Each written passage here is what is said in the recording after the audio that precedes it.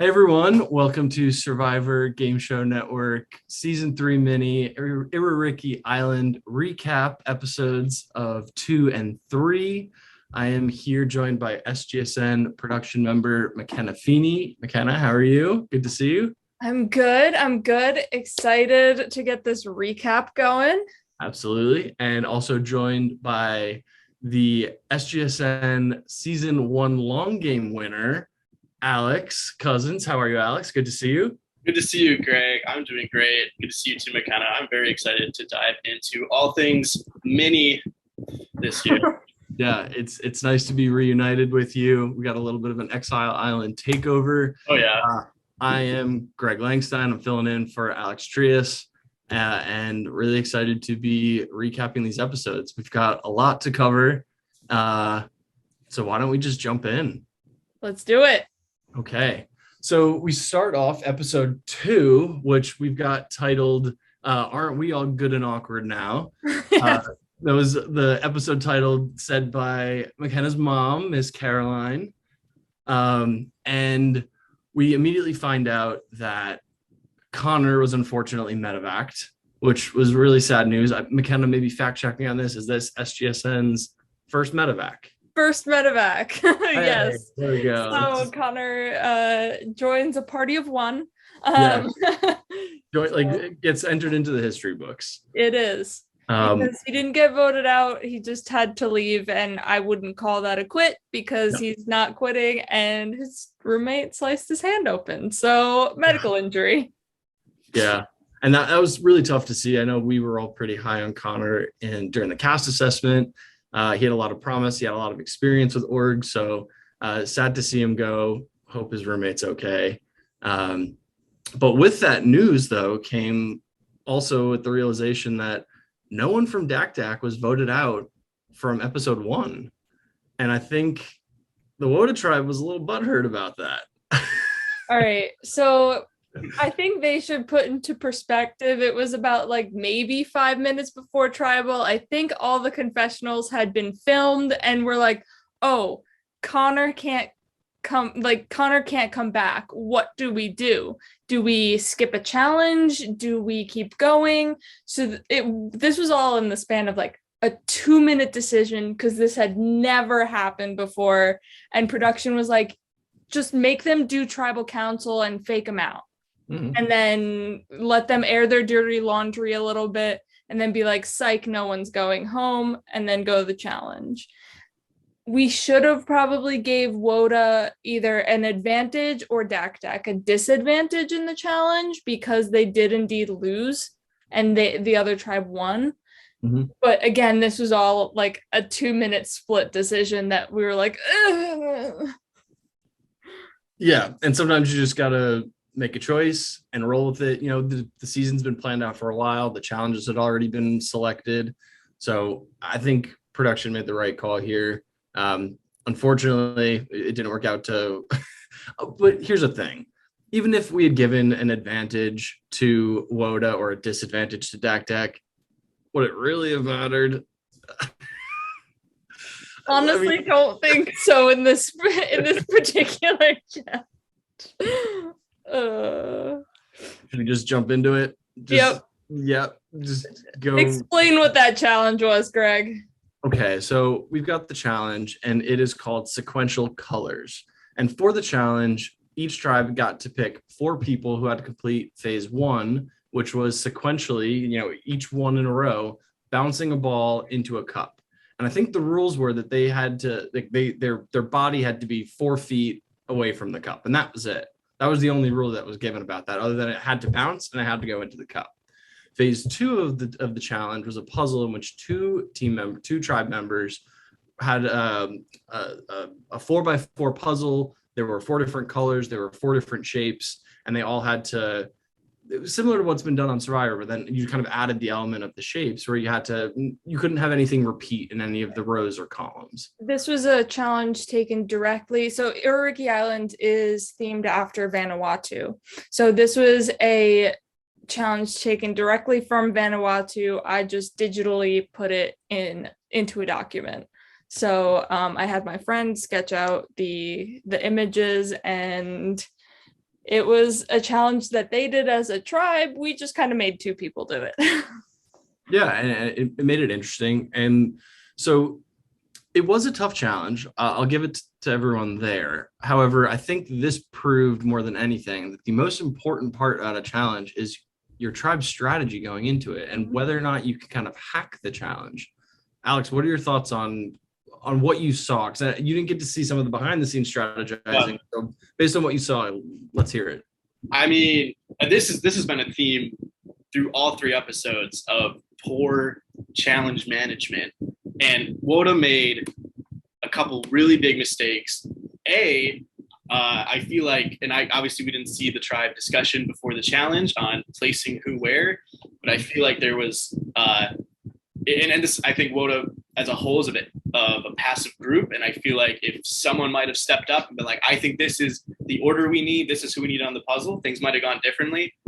And then, yeah, I mean, Dak saw a way to get ahead in the challenge and saw kind of the little leeway in the rules. And correct me if I'm wrong, were they all on the same screen? They could have seen what was going on. Mm-hmm. Oh yeah. There you go. And that was a thing in the first challenge as well with the animals charade bit. And so, you're right, Greg. I mean, like these challenges are they're not like real Survivor. They're not all ultra physical. So the mental aspect is huge. And Woda really screwed up a couple times. Yeah, in a bad way.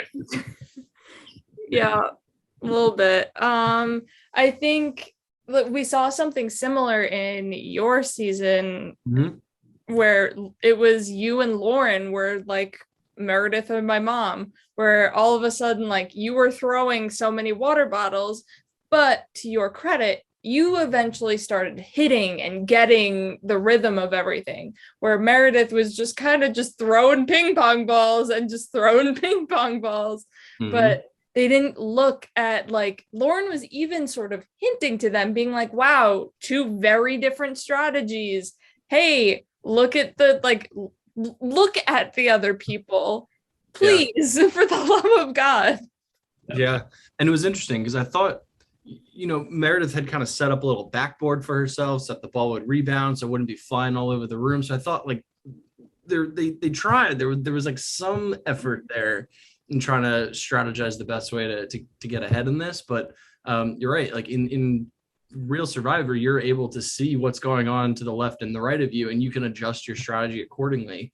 And I think maybe it's just not so intuitive to people to think, hey, I can take a second just to look at my screen, maybe watch what's going on for a little bit and go into it. Because it's a high pressure situation. So 5 seconds could cost you the win, but if you're already falling behind that much and you're not improving, you really gotta use what's available to you, use your resources. Some stuff that I just got, I'm obviously in the cast chat for Iririki Island, and a lot of them were saying, oh, we were thinking strict beer pong rules where it's like elbows matter. And I'm like, not beer pong. This is no, you very much can just lean as far as you can without tipping over and then bounce it in. We saw Tom balance his hand on the wall. His knees were 4 feet away. You can do that. Yeah. And that was the other tough thing is that, Meredith was using a table, which I thought was better because it's close. The table height, the surface height is closer to where you are and where you're throwing the ball. Whereas Caroline, she was standing up and just kind of letting that thing fly. And it's just so much harder to control the ping pong ball in that kind of situation. So, overall it was tough to watch. And we'll talk about kind of the aftermath of the challenge, but there are some other aspects of the challenge that I do want to get into. One, obviously we highlighted Dak hacked that challenge really well.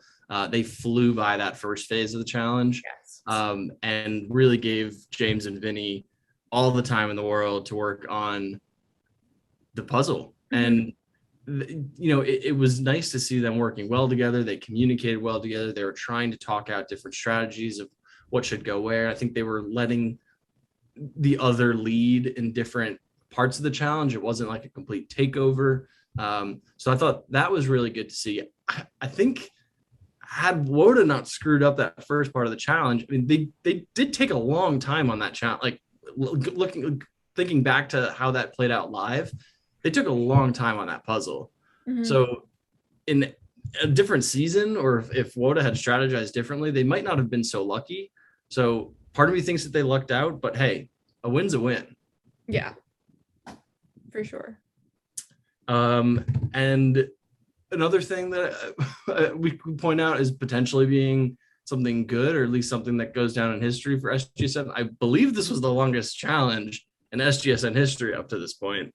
Well, until we get to the next. We got a double header here.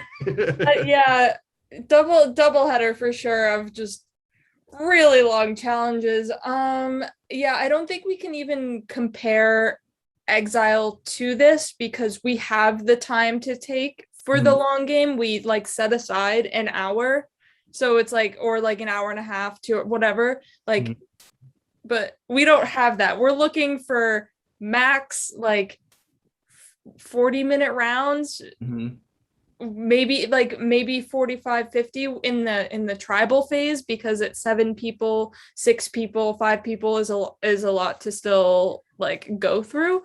But yeah, this is for sure. Alex, our production member Alex, he had to leave to go to a golf lesson, so I believe he left in the middle of this challenge and came back, and we were in the middle of the next one. Yep. And he's like, "You've only done one round." It was bad.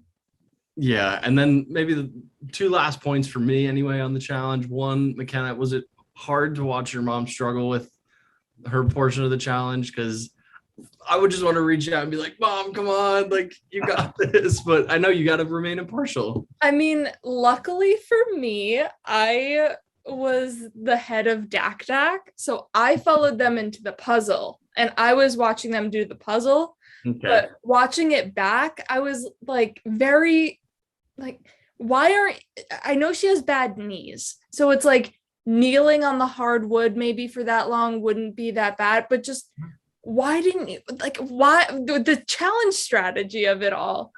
And then my thought again, I mean, jumping slightly far ahead, is my fault would have gone on Meredith, not my mom, because Meredith had just so many opportunities to shoot.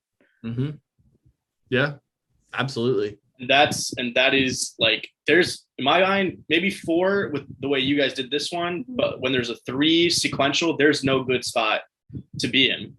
But in this case where like Meredith did miss so many, I mean, I don't think we got a complete accurate count of how many Caroline shot, but it didn't seem to me, at least watching the episode, that it was an overabundance of times. It looked like Meredith had missed a lot more than Caroline had chances. Yeah. But I think we'll get to why your mom did get voted out, and it's because of not to jump ahead, but it's the whole breakout room strategy and the lack thereof, which was frustrating. Us too.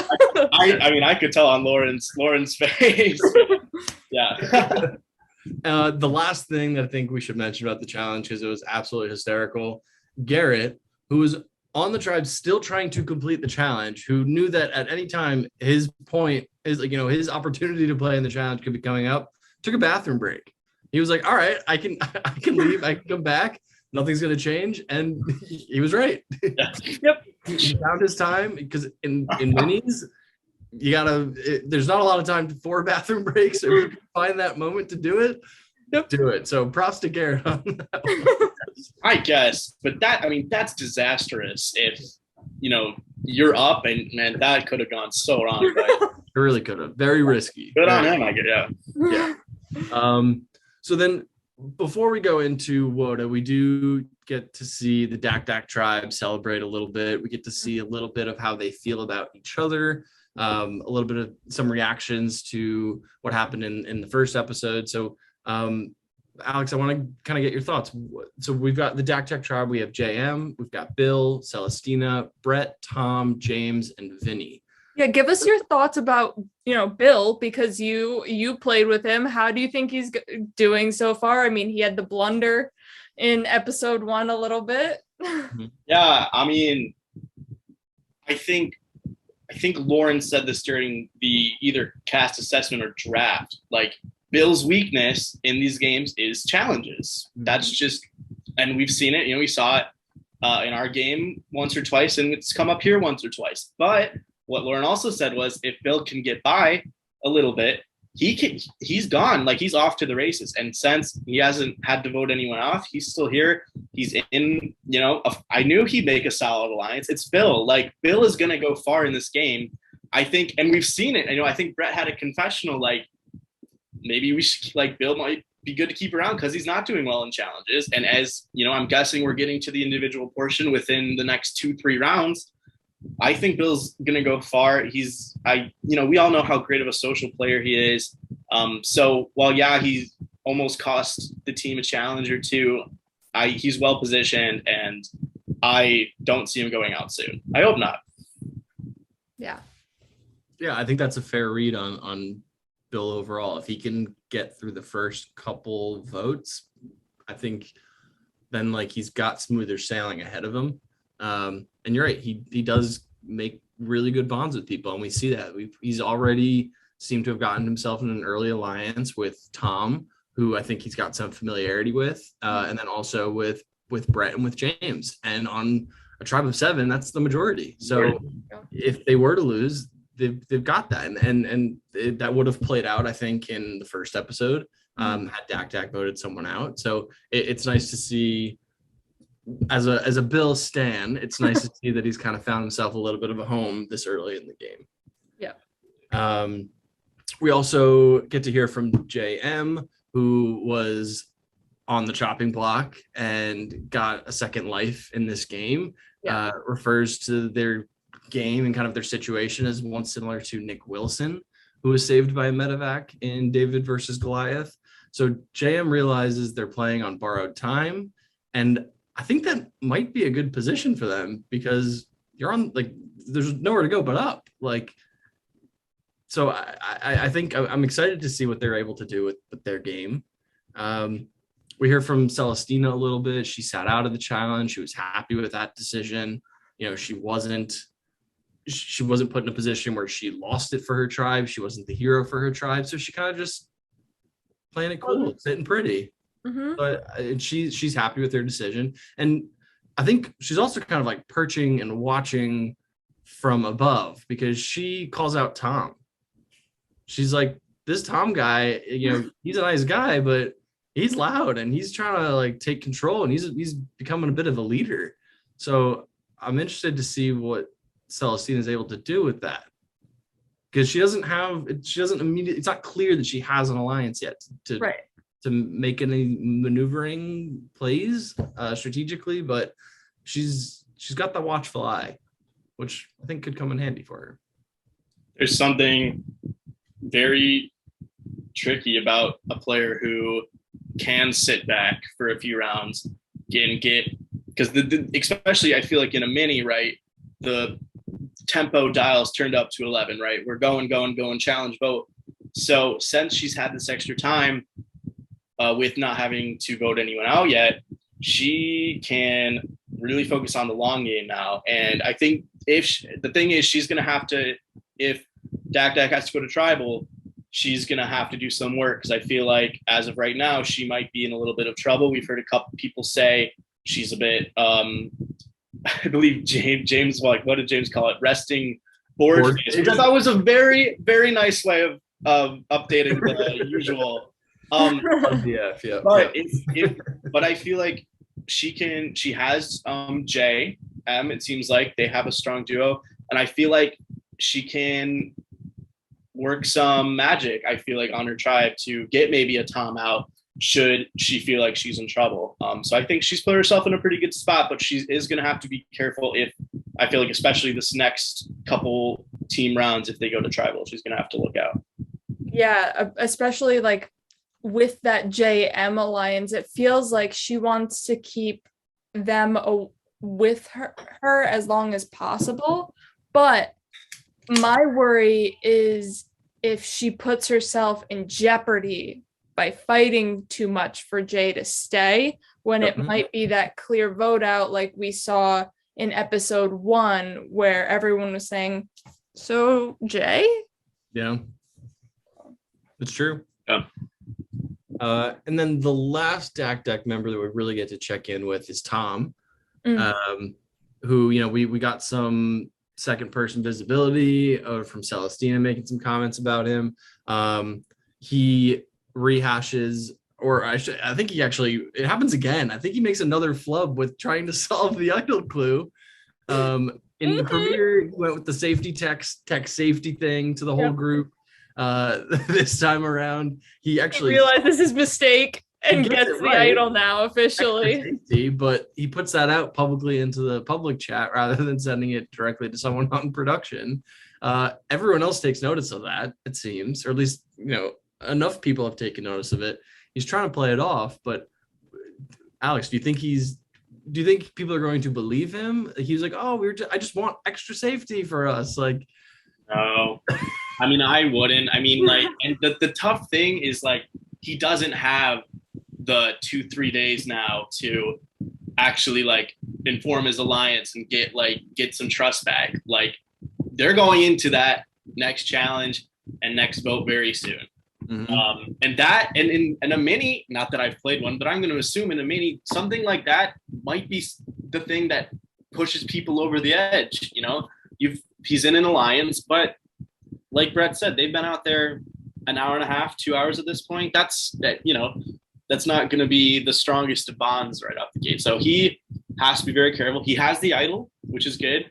Is he going to feel like he's in danger enough to use it if the time comes? That's my question. I don't know. Mm-hmm. Yeah. I think I either left the breakout room or the main room when he sent the message. And so it automatically like sent it to everyone in the group. So he had the right idea, but then I kept doing my job and then he was just sending it to everyone. Yeah. So Tom's a little messy right now, but we'll see if he can recover.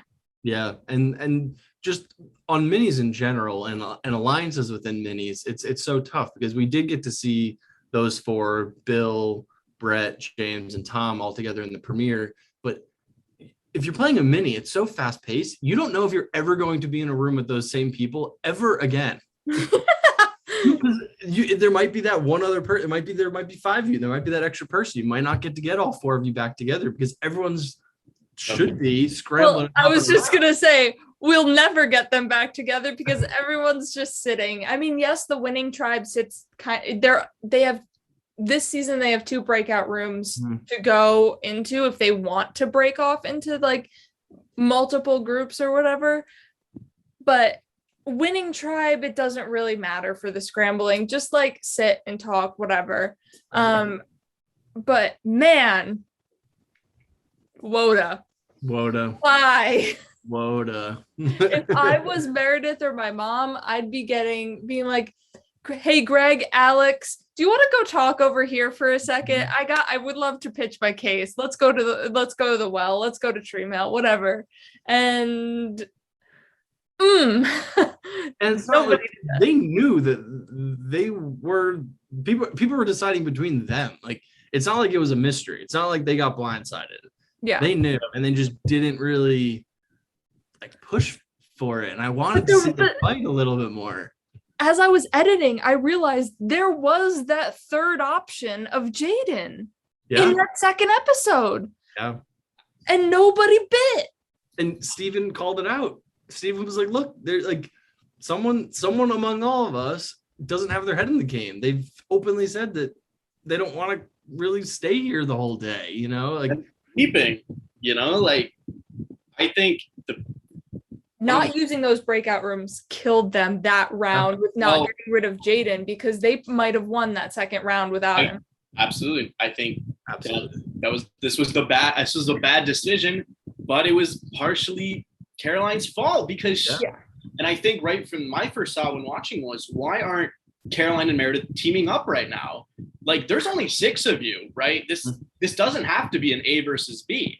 This doesn't have to be, oh, well, it's going to be one of us. Like that's not the game, right? And especially, you know, in this format where breakout rooms can change so quickly, people have gone from confessionals. Why not take the time when Jaden's pulled away, be like, look, we understand, we messed up.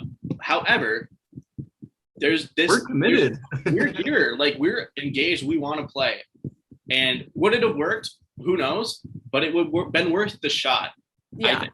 But I also that the rest of WOTA is not off the hook either, because, and I'm going to push ahead a little to the vote because this really messed me up with Garret voting for Meredith. Really made me realize, because with this whole strategy of, oh, the last name I heard is what we're going to go with, that could have easily been a tie. That could have been just one other person been like, okay, Meredith's name I heard. That could have been a tie, and suddenly Caroline and Meredith are both safe, and one of you is going home.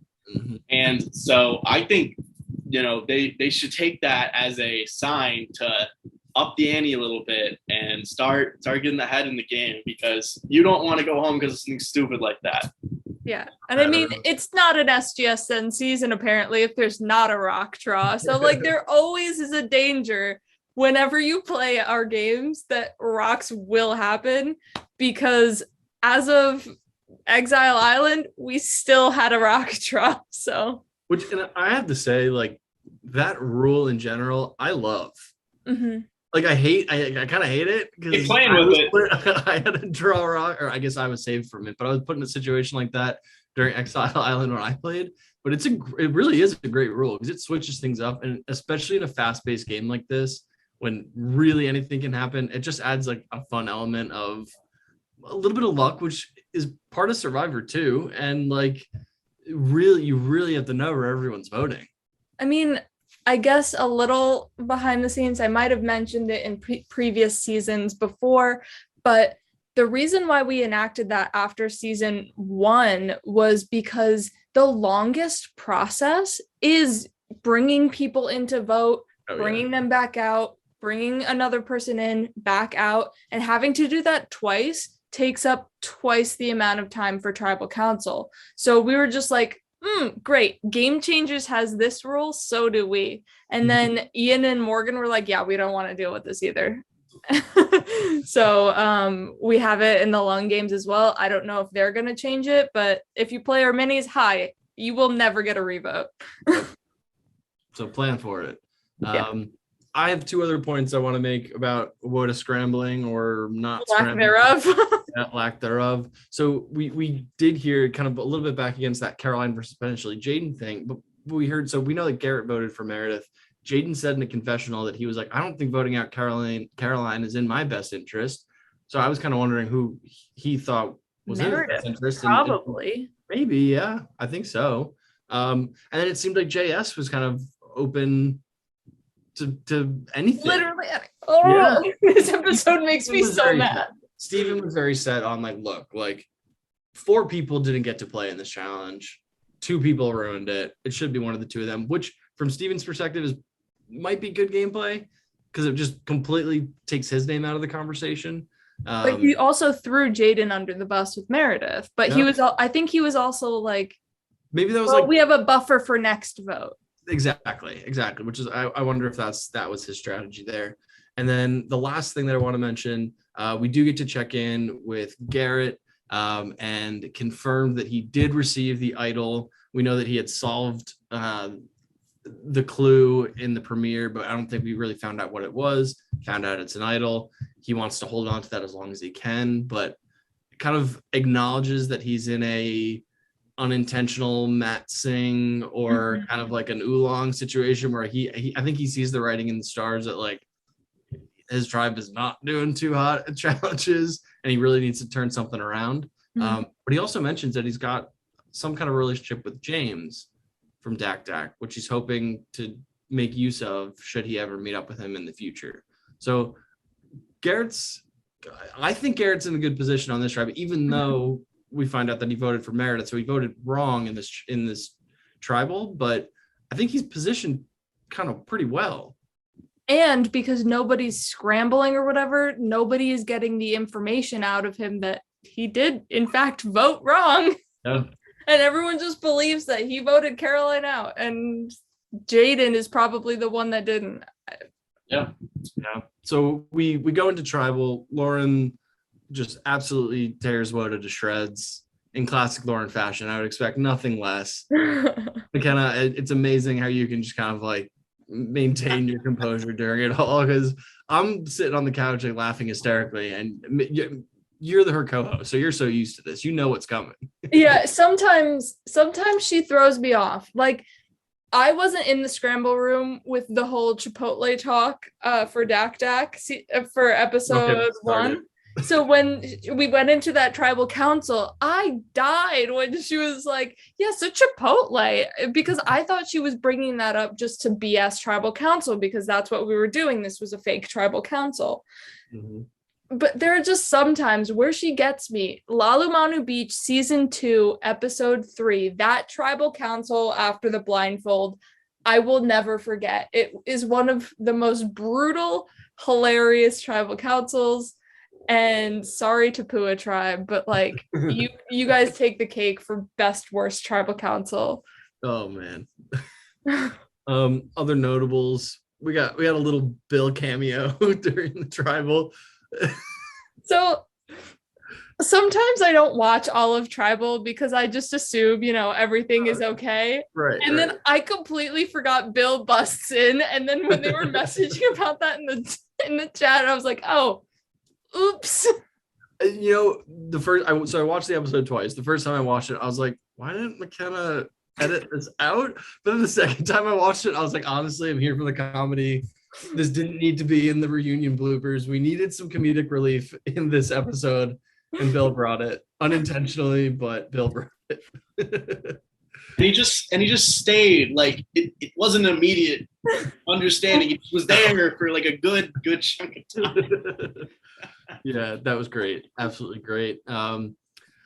Kind of segueing into episode 3, the tribe finds out that they voted out McKenna's mom. The reactions are hysterical. Everyone it was great. Yeah.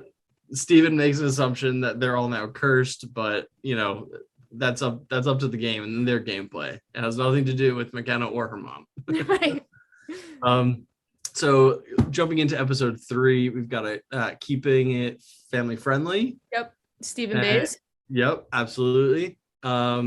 And we get to hear from the Woda tribe, just a little bit of some post-tribal woes. Garret recognizing that he voted wrong, doesn't really know what happened, but doesn't really care. And then Meredith and Steven are like, who the hell voted for Meredith? Like, where did that other vote come from? Yeah. So I wonder, do you think that's going to come back to bite Garret? I don't think so. I think he can easily play that it was Jaden. Oh, yeah? Okay. I think he could be like, yeah, Jaden voted wrong. I don't know. And then, spoiler alert, he's out at the end of this. No one seems to press too much about who is that other Meredith vote. So You're right. He might have just kind of gotten away. Which is so bizarre. Like, if I'm Meredith, I am interrogating every last one of y'all. Who voted for me? And it's like, But Rupert Pearl Islands. Right. Or let's go to Lex Africa. Like, who was my other vote? Right. Yeah. And then I think one of the last pre-challenge confessionals, we get a little duality between James and Celestina. We mentioned it already, but James is like, Celestina's very mysterious. She's kind of looking pretty bored, and I really don't know how to read her. And then it comes to Celestina's like, I love James. Like, I want to work with James. Like, he's great. I get good vibes from him. And I'm like, ooh, vibe check. I did cut a little bit off James's confessional where he was like, yeah, I think I can bond with her because she likes this Filipino dessert, and he's from the Philippines. But I was like, I like this way better. Hey. Where it's just like James is just like, yeah, she just looks bored all the time, and Celestina's just like, so he's great. The editing trick there was great. I think it played off really well. I think it was very entertaining. All right, so we jump into the challenge. Now the record for longest challenge. Oh my God, yeah, this one any comments I said about that last one, I pull them back and I double down for this one. This was so brutal to watch out playing live. We do make the announcement that, or Lauren makes the announcement that the game changers rule is a tie. You know, Vinny had a funny little reaction, but I think people are just, they take the rules, they take the twist, they add it into their pocket. They know it's going to be part of the game, and they have to add it into their repertoire of their social and strategic gameplay. So it was nice to see that everyone just kind of rolls with it, nothing too crazy. The challenge, we have something, a familiar challenge to SGSN, rolling blind, where we have a caller on each tribe who will be helping out three tribe mates who are blindfolded, roll dice in order from 1 to 6. And it seems like it should be easier than it was. But here's actually where, sorry, and then I should mention the second part of this. There's a little bit of a word scramble that 2 tribe mates are then responsible for. Mm-hmm. And here's where WOTA really impresses with the challenge hacking. And I was trying to figure out watching the episode, like who came up with that in the moment, because we didn't see it in the episode. And then I think Meredith is the one who got the credit for it, where you can, most die have like little divots. So if you can use your finger to feel, okay, is this a 1? Is this a 2? Like what number is showed up? You don't need the collar. And I thought that was genius. And it's probably made it so that we can't do this challenge the same way ever again, because they really crushed it. They solved the right way how to do it. Now, I forget, you both were on the puzzle, but were you able to watch the dice portion before? Oh, everyone just came into the breakout room? Yeah. Okay, so this is still new for you just watching it. Oh, yeah. Well, we have a reoccurrence of, Bill. Oh, Bill. He did it I don't know how he did it worse now after having played it before, but oh my gosh. Yeah. And in back in Exile Island, I think they had finished the dice portion of the challenge before the Alexa tribe. So we actually had a bit of a head start, but I think it was still massively slowed down because some mishaps from Bill. I think a die had rolled under his table or something like that. Yeah. But yeah, I'm sitting here, I'm looking at like JM and Brett are the ones sitting out of the challenge, and I'm like, Bill, please, Bill. Why? We filmed our season. Exile Island was filmed like March and April. I think Iririki was filmed in May. It was very soon after Exile had ended. That I was like, Bill, this should be fresh in your mind, buddy. Like, do not roll those dice. Do not put that blindfold on, Bill. Yeah, when he said I've played this before, I can do this. I was like, okay, because he was having his major issues, and Simmons was on his last few hairs in his head when he was calling out for Bill. And I don't know how Celestina eventually did it, but right, got him to find his 6. Breaking out the responsibilities on the WOTA tribe, we had Steven as the caller, we had JS, Garret, and Meredith rolling, and then Jaden was on the word scramble puzzle, and then on Dak Celestina was the caller. We had Vinny, Tom, and Bill rolling, and then James was in that hero role working on the puzzle. I was surprised at Steven being the caller, because he always presents himself saying, I'm sorry if you can't understand me, which I can fully understand Steven, and I think he's a really great addition to this cast. I think he's here to play. I love that guy. Yeah, so he's my favorite. Yeah, I was surprised when he volunteered, or when I saw him being the caller, just because he is so worried about people understanding him. Maybe it's just he doesn't like to be blindfolded, and then and he didn't think he could do the puzzle. I don't know what happened in that scramble room, but I think he communicated very, very well to his tribe. He was assisting Meredith's strategy of the dice being like, oh, that is a 6. No, that's a 5. Re-roll that one. So yeah, I think Woda was solid on that dice. Mm-hmm. They really, really made up for they almost made up for their performance from episode 2. The people still remaining after episode 3 made up for their performance.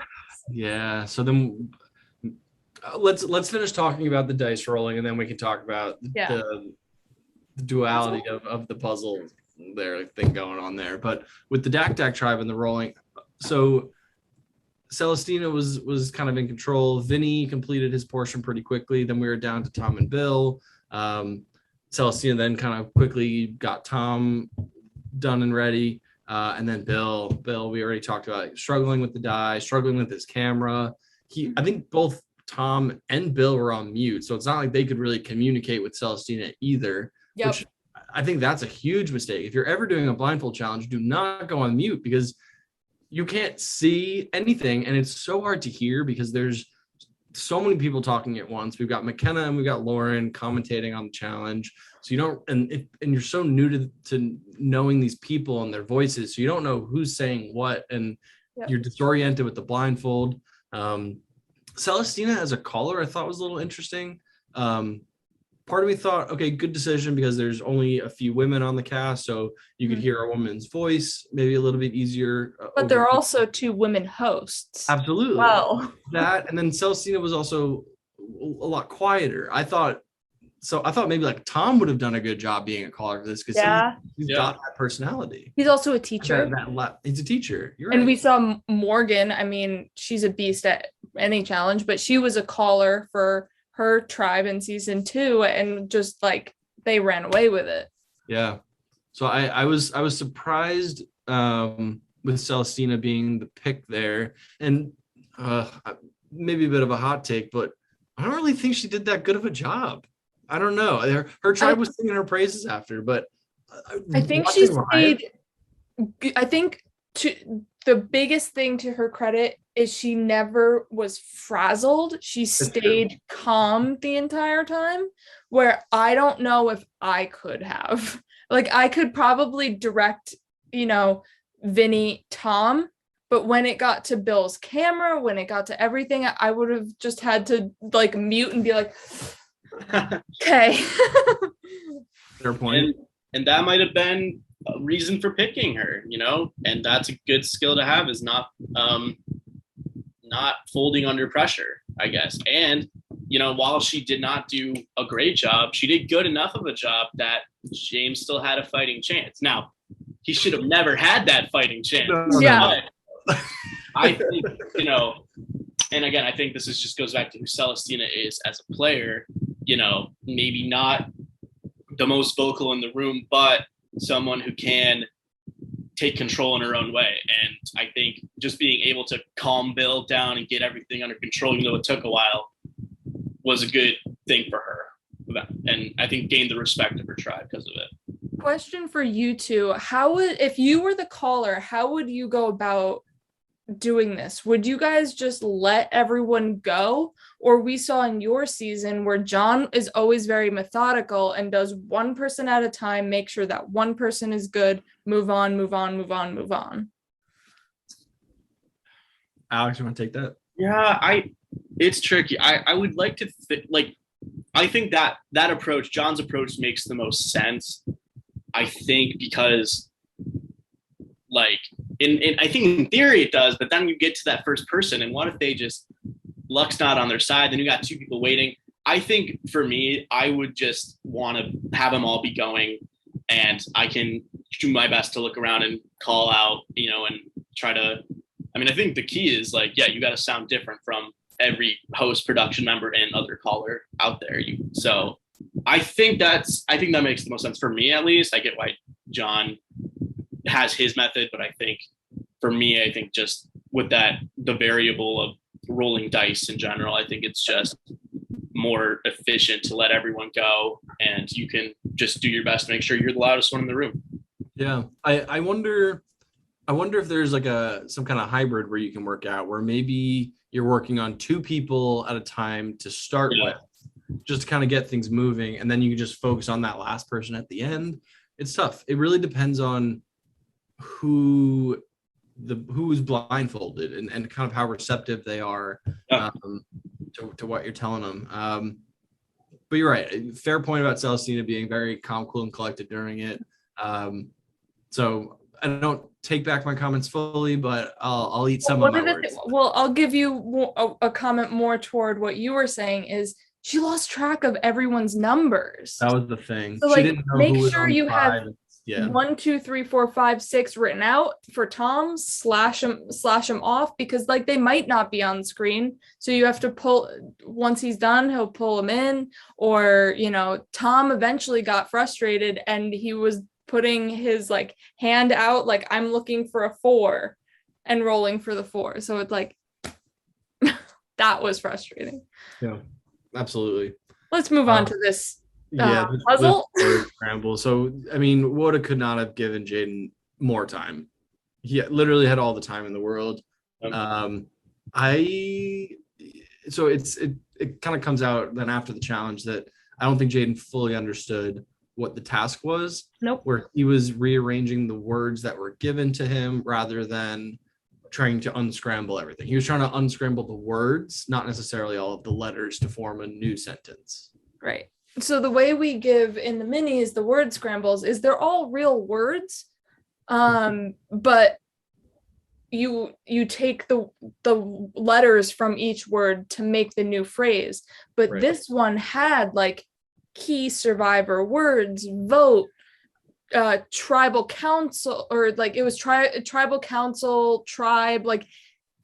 These are big things. If I'm thinking I'm playing Survivor, unfortunately, Jaden, not the big Survivor guy, might not have thought that way, but at the same time, he didn't speak up being these words aren't making a sentence. Well, that's my question. So could Jaden have, in the moment, talked to his tribe? Yeah, he could have talked to his tribe. He couldn't have said, here are all the letters, let's everyone solve it. But It's these words aren't making sense. Anybody have any recommendations of how to tackle this? And they could have been are you rearranging the letters or are you just trying to replace the words? So they were frustrated that he wasn't asking for help. Yeah, I mean, not only obviously did that lose them the challenge, obviously, but it also shows you're not being that good of a team player, and that on top of everything else, right? It's just, that's an interesting choice for Jaden to do a word scramble with him and his tribe. At least shouldn't be knowing this phrase is going to be something Survivor related. Always for word puzzle. Why not have someone a bit more familiar with some of the more iconic phrases and how these kind of puzzles work? Go ahead and do that and have Jaden be blindfolded, So again, the challenges matter, and the way you strategize is as important as how you perform the challenges. So that's cost him twice now. Yep. And then we see James just once he gets his time on the puzzle, just take it. And then he wins it out for Dak, but is frustrated because now he's showing his challenge ability and how, though he's only, it's the first one's charade, so it's not that big of a challenge ability, but the next two are pretty difficult puzzles. So now it's showing his intelligence. Yep. 2 in a row for James. Yeah. Kind of in that hero role a little bit. Mm-hmm. Yeah, but I think, given the circumstance, given how far they were behind, having, and I think you said this, they needed the hero right then. Yeah. Right. And I think, now if Dak has the huge lead and James solves this thing in 20 seconds, a minute, whatever, that might be bad and might cause put a threat. But I think because they were so far behind and you can literally pinpoint James is why you won the challenge, even though I think it's great that he's so self-aware about, showing his intelligence, I think it helps him more than it hurts them, because you've gained, at least for the time being, a ton of respect from your tribe. And I think, they're going to want to keep you. Now, obviously as we get to more individual portions of the game, people might remember, but if it's just these two, the puzzle from episode 2 and 3, like,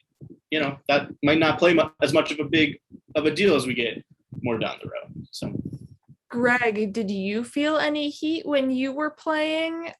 Because Ian kind of announced after the puzzle, he was just like, "Hey, Greg, you put in like every piece there. How do you feel about that?" Hey, Alex got a good 15. I got like 8, man.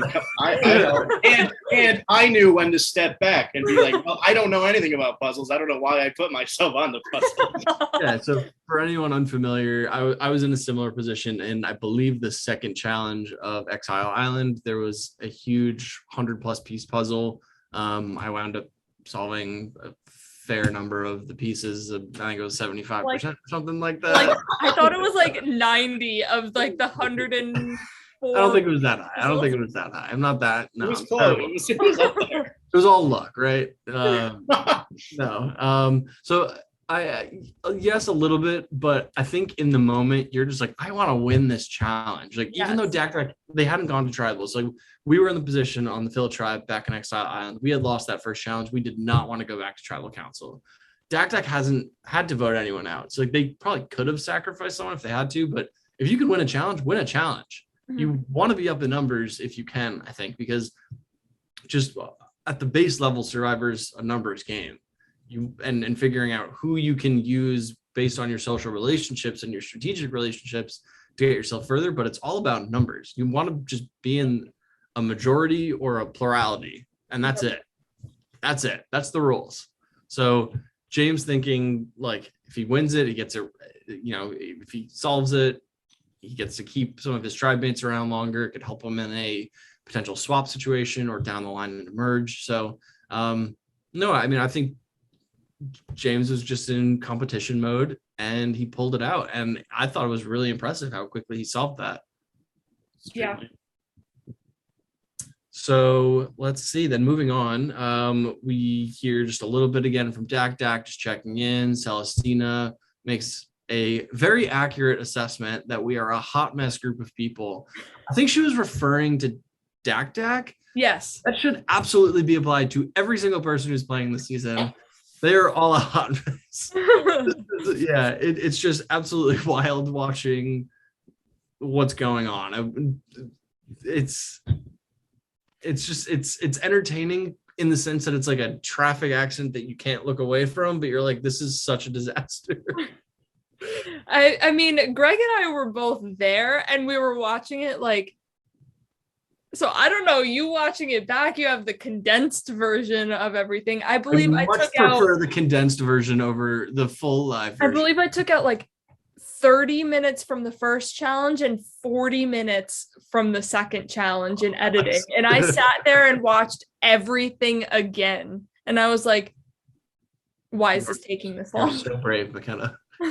No, but like I watching these last two challenges, there were moments where I'm watching, I'm like, is this a bit? Like, is this leading up to like spoil, like, gotcha, like this isn't a real challenge, like we would never. But like the craziness that the challenges are like this interesting and chaotic and just horrible is making this season quite fun.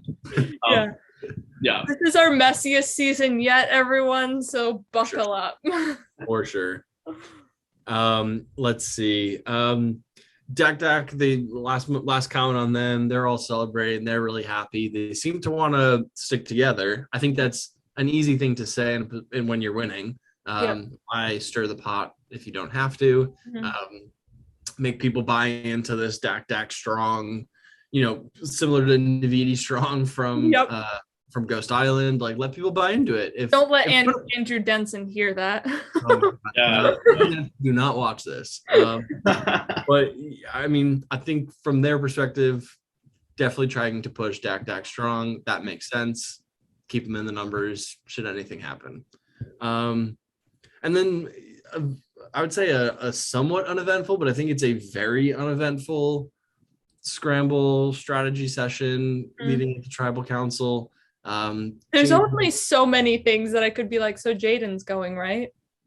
And it was just repeating. I was like, he did it himself. He was like, you guys know what to do. And I was like, okay, like this is episode 2 biting Woda in the butt in episode 3 of having to go down another tribe member. Yeah.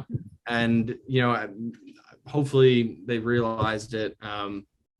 Jaden, I wanted Jaden to do a lot better because I thought he could have. Like he even in his final words, he was saying he had a really good time and he would like to do it again. So I hope that Jaden's learned a lesson and really kind of umps it up next time, because he could be an interesting player. He just kind of, I mean, some behind the scenes information, he was like a very last minute alternate. He was asked that like a couple hours before we had someone drop out due to an injury beforehand.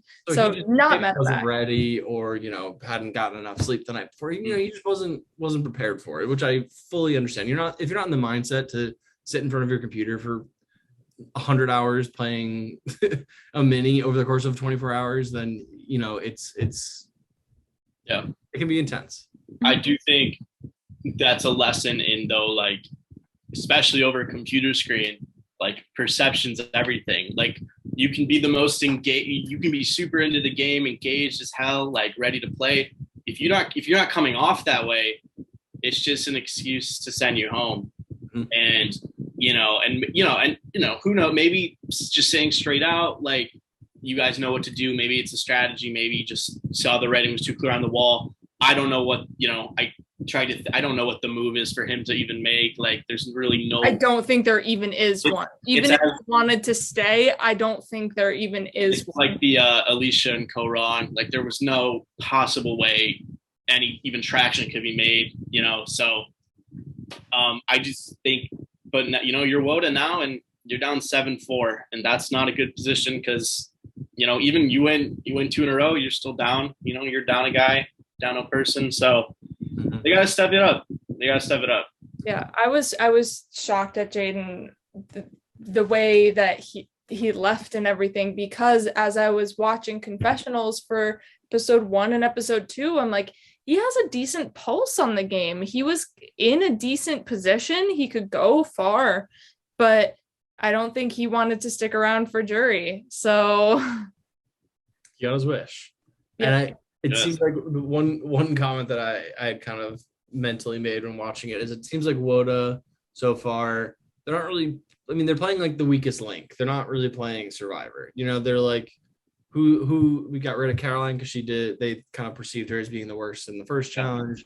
Jaden was the worst here. So Alex, I'm curious to know, like, McKenna and I have awareness of what plays out in the rest of the season. Right. You being someone completely watching this with fresh eyes. Yeah. How do you think this season's going to play out? What do you think Woda's chances are? What do you think Dak's chances are? Just give us your thoughts. So I think what I'm excited about is I think I can tell, like, this, even though like the gameplay hasn't been great so far, I can tell this is a solid caliber player. So I feel like as you guys progress throughout the day on the mini, I'm guessing the gameplay picks up, and I'm guessing there's some. I think we're in for a good ride. I think the interesting thing about Woda, and I think, we got mentioned that Jay and Garret are kind of a tight twosome, and we got mentioned that Steven and Meredith are kind of a tight twosome. So, they can't lose again, but if they are, you're like, you had an easy vote, I guess, in Caroline, even though it was the wrong move. You had an easy vote in Jaden. Now, what if Meredith screws up another challenge? If you're Steven, are you going to just let your closest ally go? Same thing. What if Garret screws up? Is Jay, you just going to let Garret go? So I think from Woda's perspective, the next challenge is a must win. Absolutely. Like, it's the Lesu dilemma. Right, absolutely. In terms of Dak, I want to see them go to tribal because I think things are not going to be as clear cut as they seem. Mm-hmm. I think I wrote down, I have notes. I wrote down Celestina is going to flip this game. That's what I think is going to happen. To me, this is my bold prediction, and I'm so excited to see how wrong I am. I think Dak loses, and I think Celestina gets the votes to flip on Tom, and Tom goes home with the idol. And that's what I've been reading as an edit watcher. That's what I've been reading into. Interesting. I think Tom. I think Tom's a great player, but I think Tom is playing sort of the John Millsap game where whether he wants to or not, he's the leader. He's assumed this leadership position, and that's not the spot you want to be in. But he's still in an alliance. So I really want to see what happens if Dak goes to tribal.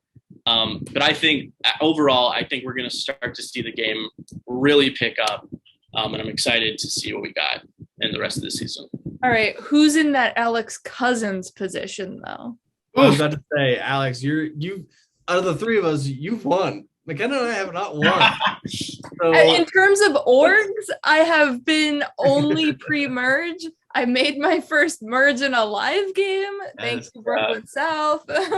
So, Alex, I'm very curious to hear your very early prediction for a winner pick. And if you want to maybe give two, I'd love to hear. Win?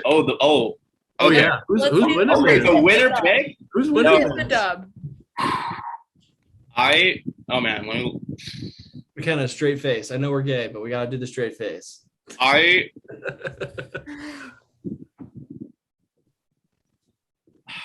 Between two. I'm going to go with Vinny. Cool. I think even though, right now Vinny's not in technically the majority alliance, I don't think that's going to really have an impact on what happens at Dak. I think Vinny's shown to have really good reads on the rest of his tribe. I think they're smart. I think they can win a challenge if they need to. So I think there's a lot. I see also Vinny not a rookie.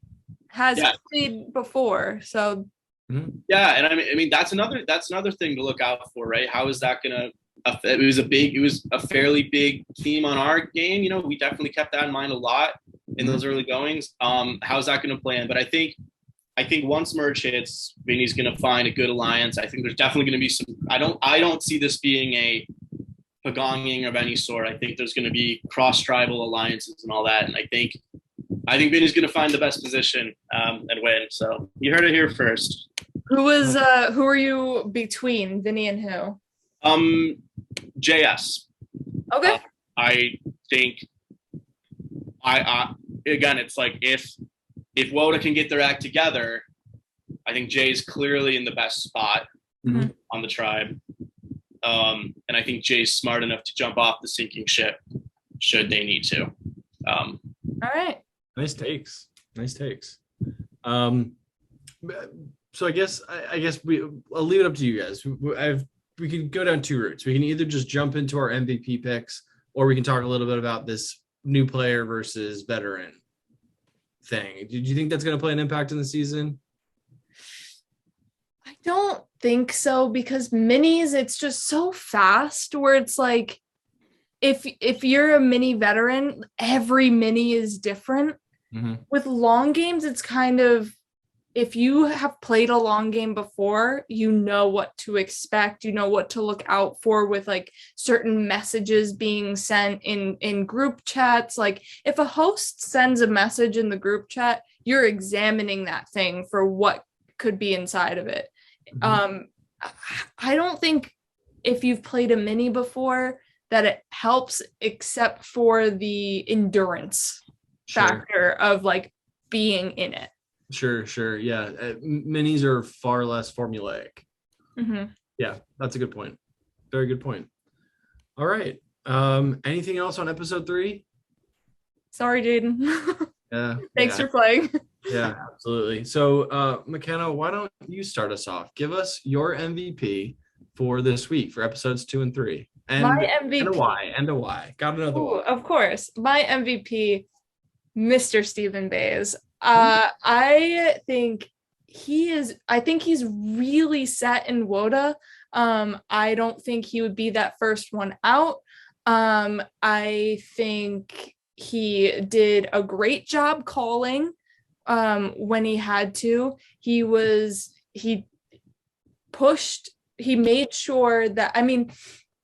sure he was safe and not a casualty of like, well, I mean, he didn't get to the puzzle. Like, who knows what he would have done? It's not a harm to vote him out. So like, I feel like whether voting my mom out was good or not, he still had his plan go through where it's like, if we vote Caroline out now, then we have Jaden as a backup just in case. Yeah. Caroline was voted out. Jaden was the backup just in case.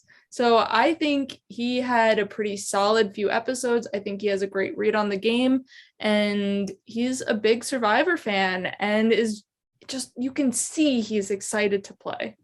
Mm-hmm.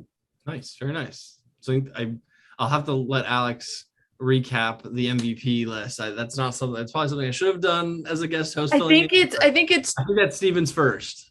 It's Steven's first because it was 2 Garrett's, and I'm not sure if Garret got all 3 from last round. Oh no, it was Garret, Tom.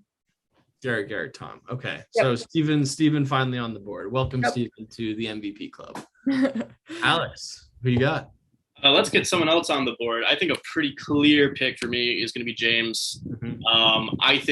You got to look at 2 straight puzzle wins, including one ridiculously impressive comeback solved.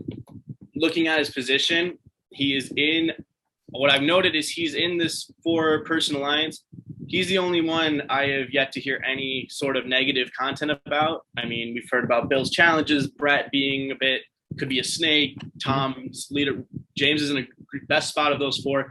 And almost even if they're not in the alliance, we've heard people like Celestina and Vinny say how much they want to work with James. So I think James isn't going anywhere anytime soon.